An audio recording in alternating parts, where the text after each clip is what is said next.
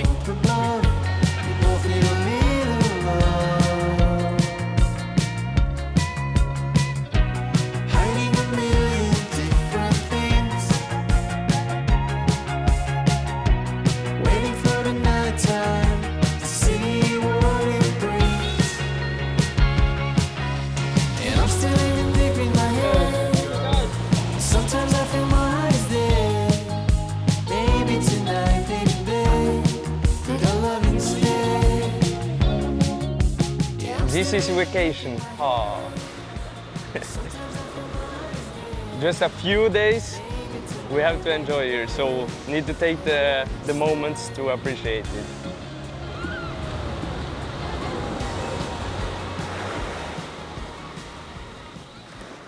We discuss what we're gonna do tomorrow. Well, he's gonna do.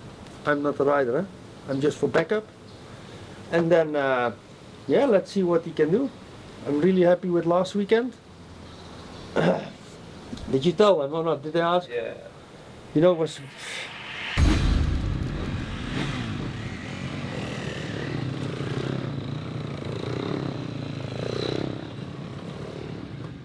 I was having a good time on the free practice. I enjoyed the track, and then just a slide with the front wheel into one slow corner, and was a left corner, and somehow when I land I popped my right shoulder out. From my perspective, when he crashed in Sumbawa, and I see it from far, and but I see his hand slide like that, his arm, and he stand up, and I thought he had a cut in his hand or something. I remember one freestyle rider from Norway, he teach me how to pop it back in, that I have to lean over something. So Mark came there. So I walk up there, and then he stand like this. Man, he said, my arm is out of, I dislocate my shoulder. He said, take the bike. So I took the bike. He hold the bike, I lean over the handlebar, and him and 2-3 other medical personnel, they say 1, 2, 3, and then they pull the shoulder down. And then, yeah, he hang over the handlebar, he put his hand, the handlebar here. So I was hanging over the bike like that, and then, yeah, we pull on 3. I said 1, 2, 3, and then we hear clock. Yeah, they pull it back, and I felt instantly it was like, oh, relief that it popped back in. And then he do like that, it was really funny, and then he looked to me like, what I do now? So yeah, right back to the, to the track, see if the shoulder is okay. Then I just jumped on the bike and went back. I went to the medical, they checked if I was strong and everything, and I was, so then I was good to race. And then he took a whole shot in the qualifying moto, and yeah, he rode like a boss. Whoa. Who knew I would make it this far? They hated, they never believed me. Yeah, I would never drop the ball, I know I'm making look easy. Yeah, Mayweather with the defense. I don't care what a critic gotta say, I got him picking up the pieces. That to me, you really playing with your life, I'm about to come and run it all back. I'm the new era, about to snap back. And Horgmo, despite that shoulder injury this morning, hanging on in that third place, quite literally. You know it's all net when it go up. It was like a movie out there on track. How we collaborated to put it back in was really funny to look back to, yeah. Yeah, I think that's a memory for sure me and Mark will have together for the rest of life. That is sure. I think with Kevin Horgmo, everyone expected him, I guess he expected to be at least top 5, solid top 5, getting those podiums, even, dare I say, in the fight for the championship.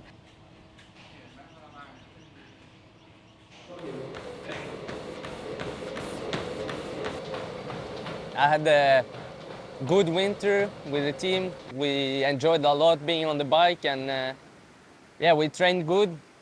And then, yeah, just coming at the races, been a little bit of a struggle, and then always having to catch back up because I had crashes or small problems or injuries.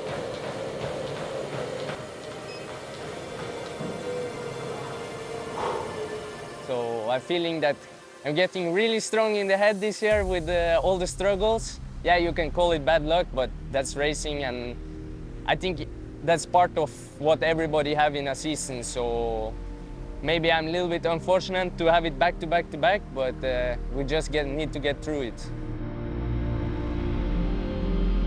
This just shows the level in the MX2 category. It shows just how high that level is. And for a rider like Kevin and other riders actually on the grid, have the potential to get those podiums, but you have to step it up this year, because if you don't, if you get caught napping, you're going to miss out.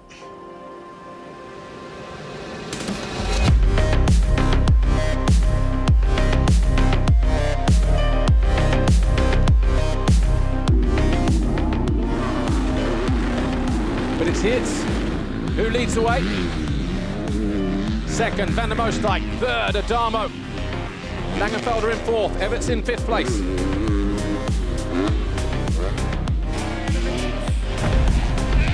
Mistake there for Romain Van der Moosdijk on the exit of that turn.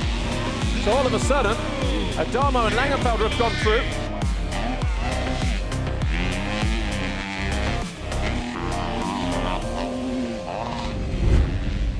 And all of a sudden, Kai de Wolf down the inside of Everts muscles his way into 5th position. These guys absolutely pushing everything in these laps here. Almost running qualifying laps. Here's Langenfelder, still there in 3rd. Bit of a gap between him and Adamo.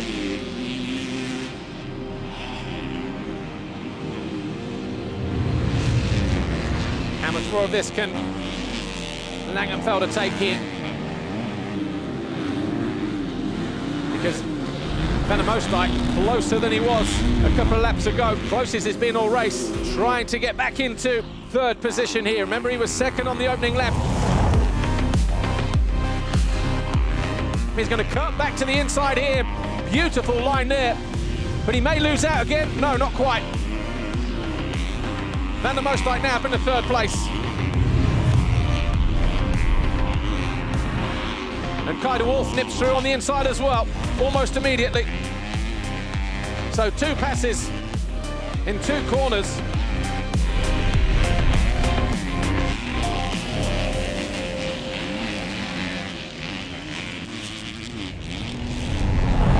And Geerts wins race 1 here in Lombok, his 7th race win of the season.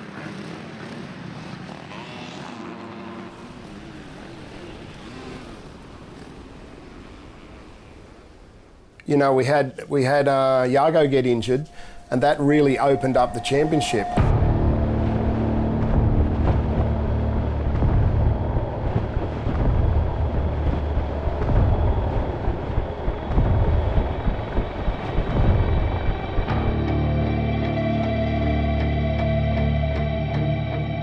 And then we had all these young guys, 4 or 5 or 6 young guys who hadn't won a Grand Prix yet.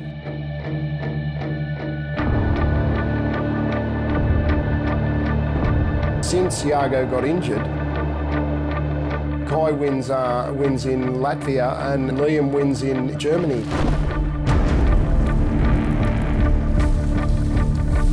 It's going to be different. And these 2 guys, their confidence now,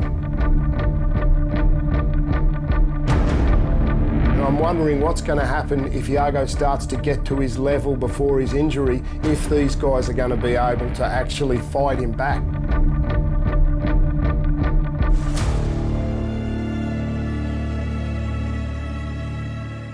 So we didn't see 100% Jago in Sumbawa. He wasn't feeling himself, but coming into Lombok, all pieces of the puzzle, if they fit together, and Jago's 100% feeling well, his injury is 100% healed, he can definitely do some damage this weekend. Before going to the second race in Indonesia, the goal was again to finish on the podium.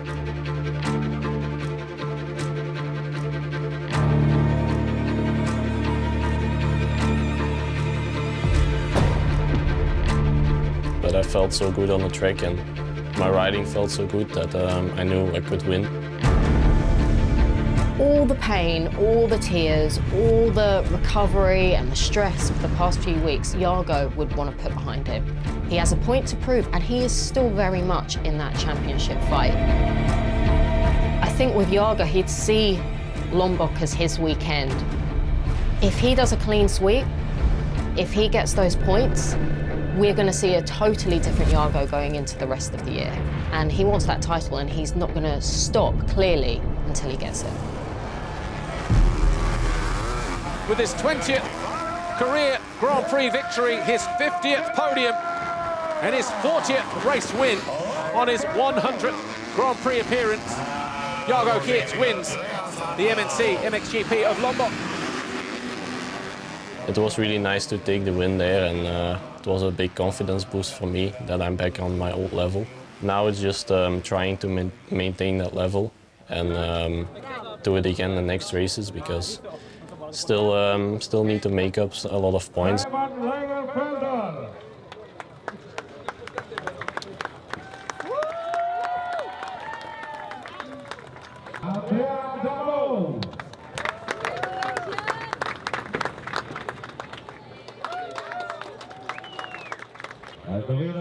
I cannot afford to make too many mistakes, and it's just need to be consistent from now on.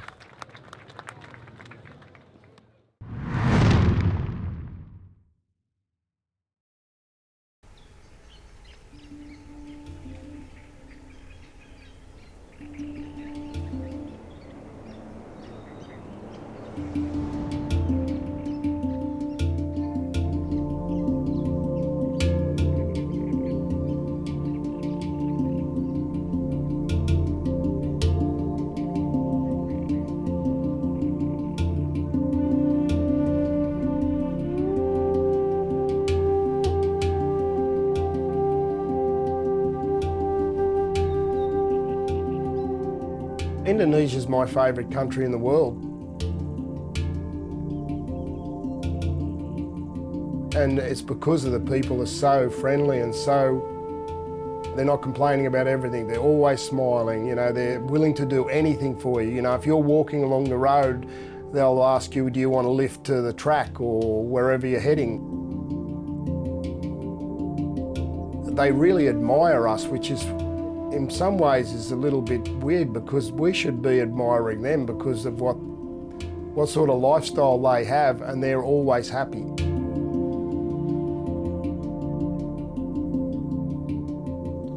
They're always happy with it, whereas in, you know, Europe and other parts of the world, we can often, you know, look down on what we have or what we don't have or whatever, yeah, I think it's just the people just make this something a little bit extra here in Indonesia.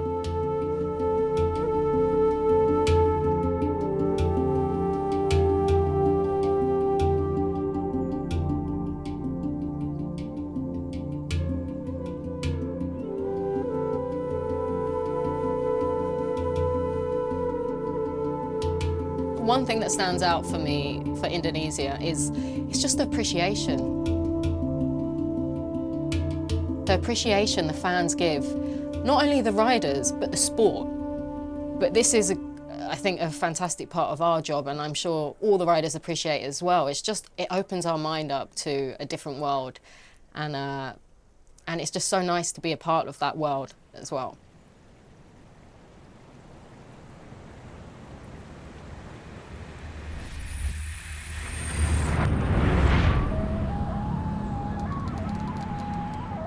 The media dinner was just spectacular. From the moment we got there to the moment we left, There was never a dull moment. They catered for our every needs. They made us feel special.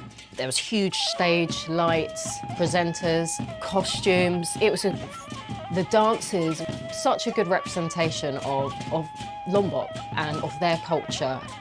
And they were giving that to us, and you felt part of it.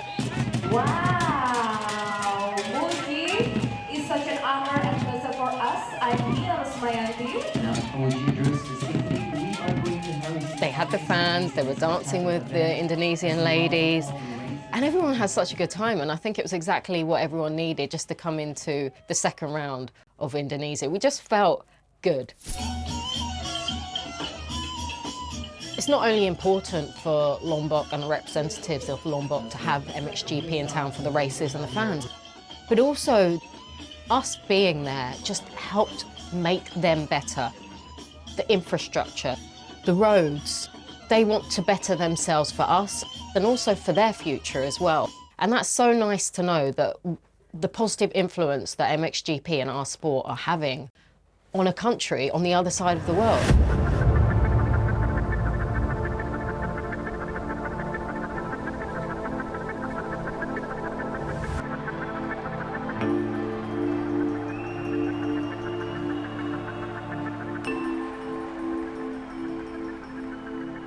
Here's the thing with tracks.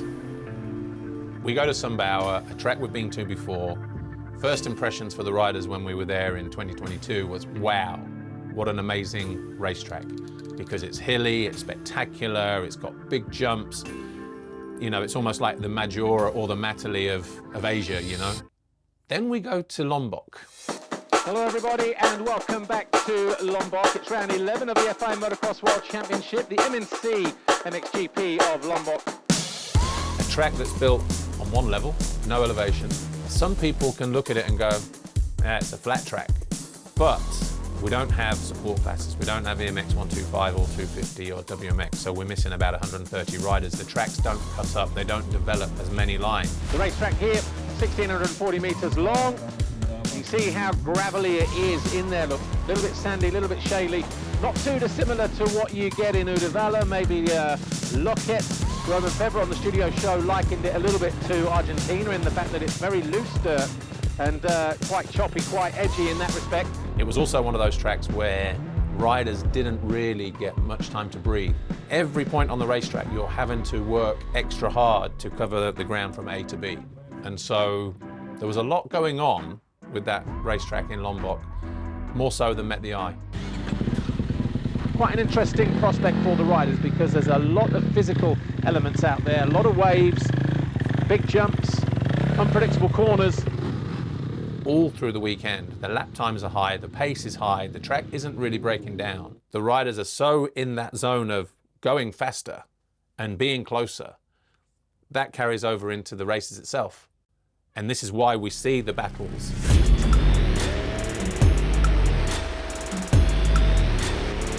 Gate drops here. Prado over on the right side. Febvre trying to squeeze in, but it's Seewer, but he's going to get run wider if it's not careful. And while he was braking, Koldenov tried to go around the outside of him, but it is Prado. Those MXGP races, there was not a dull moment.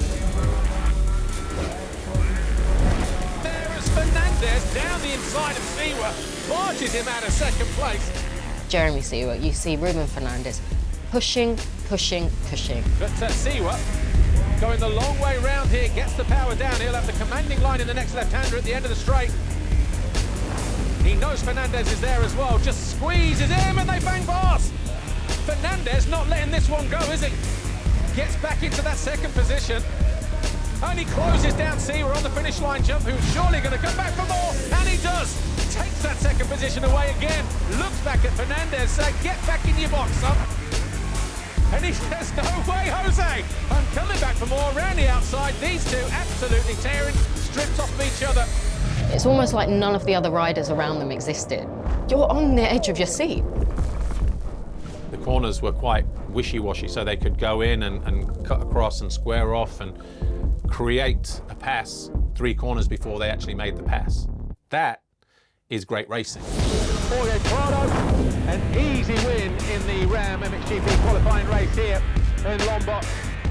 takes the full 10 points, 9 points for second for Ruben Fernandez, 8 for Febvre, 7 for Seewer, and 6 points for Geerts. That was great. It was great to see, it was great to listen to the commentary of Paul Malin. It was exciting, was, okay, sometime a little bit tough, a little bit on the limit, on the edge, but still clean.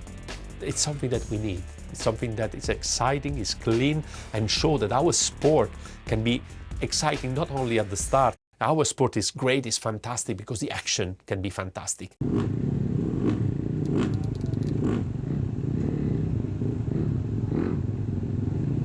There is room to pass, there is room to move, there is places where you can ride on different lines and pick up the line you feel is better to defend from your rival or to attack your rival, and to be faster or more defensive. And this is great. This is something that we really need. It's a plus value that not many sports can have. And it's Febvre who gets to the inside, but around the outside, was it Jago or was it Seewer? Either way, they both lose out on the exit, running wide. But it's Febvre who leads. Fernandez second, Seewer third, Prado fourth. Prado around the outside and up into third place.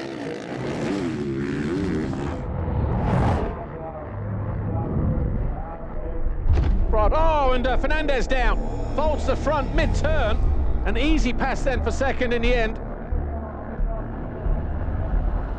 When you have riders that want to succeed, they will be ready to do whatever, always in a clean way. Seewer does run down the inside. Game on between these two, picking up from where they left off in the qualifying race.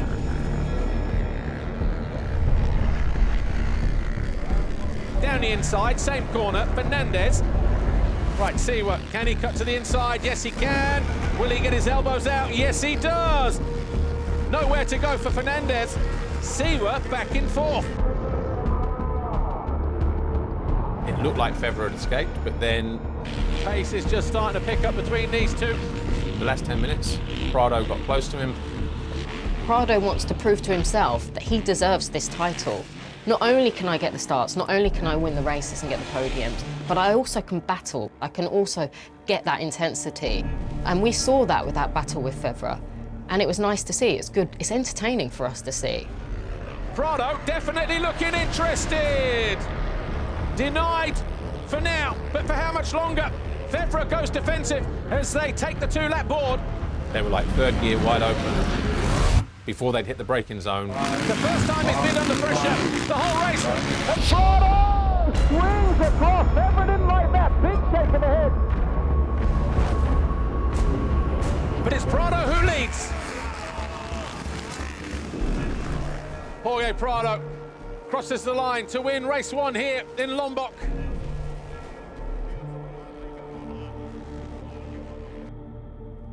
I'm not sure how you would describe the pass, but it was definitely close. Yeah, I'm grateful that we have those riders and are able to put on a show like that. So I hope that those fights can go on and maybe to see more of those.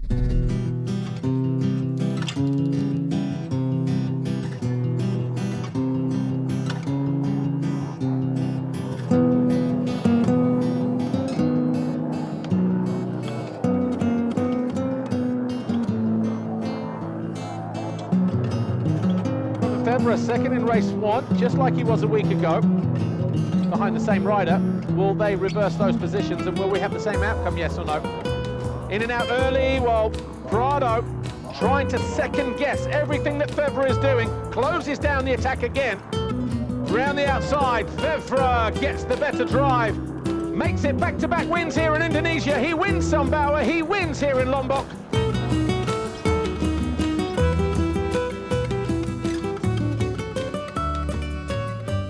Romain was able to win both GP, give back the victory to Kawasaki since long time.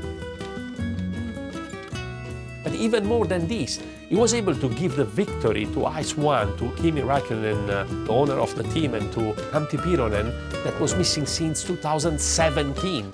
I mean, to me, it's amazing, it's fantastic.